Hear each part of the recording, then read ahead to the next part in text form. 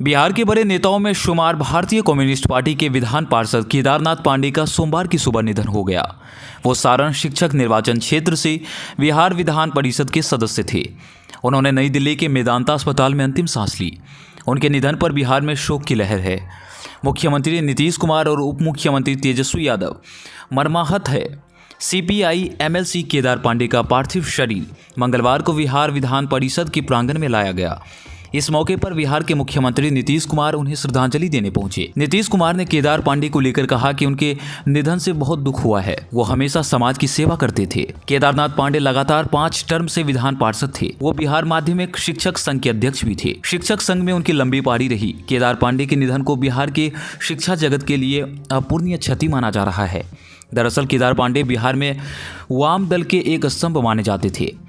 मूल रूप से बलिया उत्तर प्रदेश के रहने वाले केदार पांडे बिहार माध्यमिक शिक्षक संघ से शुरू से ही जुड़े हुए थे। इसके अलावा वो बिहार के विभिन्न अलग अलग संस्थाओं में भी काम कर चुके थे।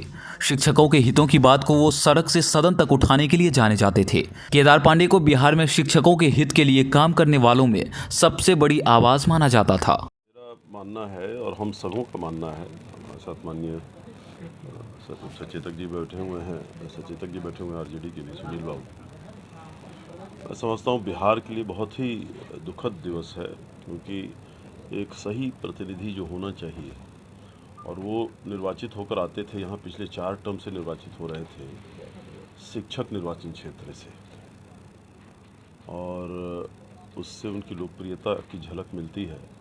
और शिक्षकों के लिए जो आवाज़ उठाते थे, बहुत कमिटेड एकदम, जितना जो शिक्षकों के लिए और शिक्षा के प्रति जो उनकी जागृति थी और चिंता रहती थी, मैं समझता हूँ इतना ईमानदारी से अपने वैधानिक दायित्वों का निर्वहन बहुत कम लोग कर पाते हैं। और बहुत शिष्ट तरीके से, कभी शिष्टाचार को उल्लंघन नहीं करते हुए अपनी बातों को पूरी तरह से सदन में रखना, सारे प्रश्नों को रखना अपने शिक्षकों के हित के, पूरे शिक्षा जगत के हित में, मैं समझता हूँ बहुत बड़ी क्षति बिहार के लिए और बिहार के शिक्षा के लिए हुई।